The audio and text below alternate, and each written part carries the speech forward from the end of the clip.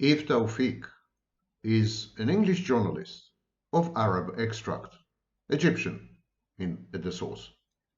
I, as you all know, I'm an Israeli.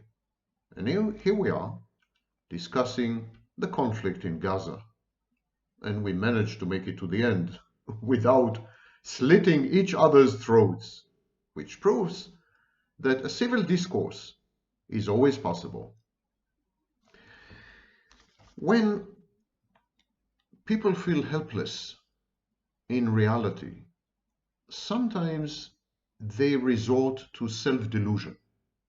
They delude themselves that they are superior in some kind of fantasy.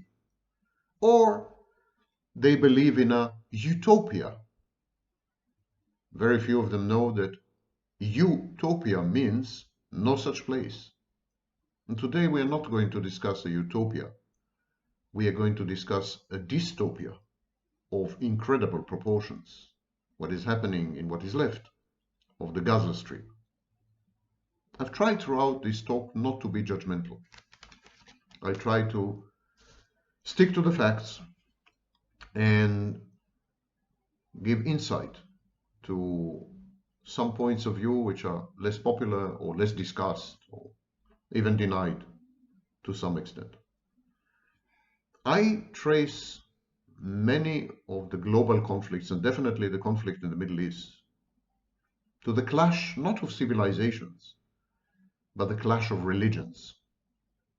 Personally, I believe that the transition from polytheism to monotheism has been one of the worst in human history. Monotheism is a scourge. Monotheism, to start with, is intolerant by definition. It's my God or no God, and your God is the wrong God. And if you insist that it's not, I'm going to decapitate you or kill you or exile you or do something to you. That's monotheism. That's the main message of monotheism. Every type of monotheism, no exception. Monotheism by definition is exclusionary. It is also highly personalized. In all monotheistic religions, the believer and God have some kind of rapport, some kind of interactions. The interaction can be mediated, the interaction can be direct, but there's always a personalized connection, which elevates the individual, aggrandizes the individual, renders the individual entitled, and legitimizes negative affects, negative emotions, such as hatred of the other, envy, and rage, anger. It all stems from monotheism. And monotheism is distributed. It's not localized. Many pagan religions were localized. Monotheism is not. Monotheism spreads, metastasizes across borders, across nations. Monotheism creates virtual nations, virtual collectives.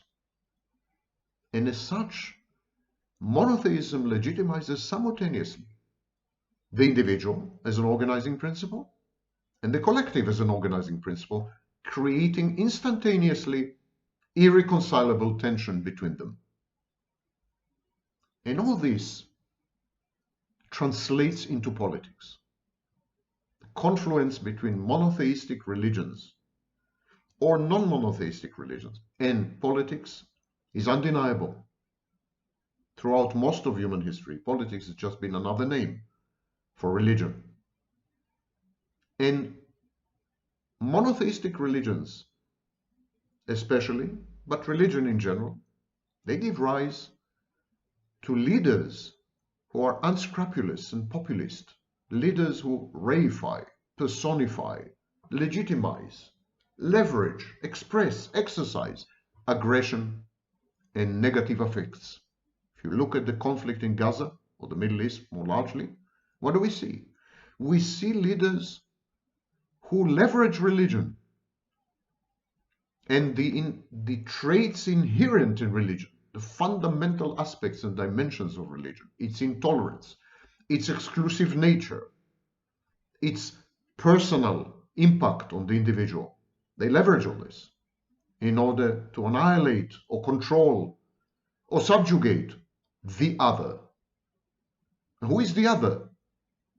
In the majority of cases, the members of another religion, or the members of another church. So othering becomes inextricably linked to religion, especially monotheistic religions. That's in a nutshell how I see the conflict in the Middle East. It's a religious conflict, not a clash of civilization, because civilizations are, by and large, is pretty much the same as all over the world. We've been all westernized, for better or worse. So it's not a clash of civilization. It's a clash of value systems, of course, and so on. But all of them are grounded in religion. It's a religious war. No wonder it is often called jihad. It's a religious war. And this religious war takes place within the individual and in the collective. The individual is supposed to somehow become a part of the collective by mysteriously becoming more of an individual.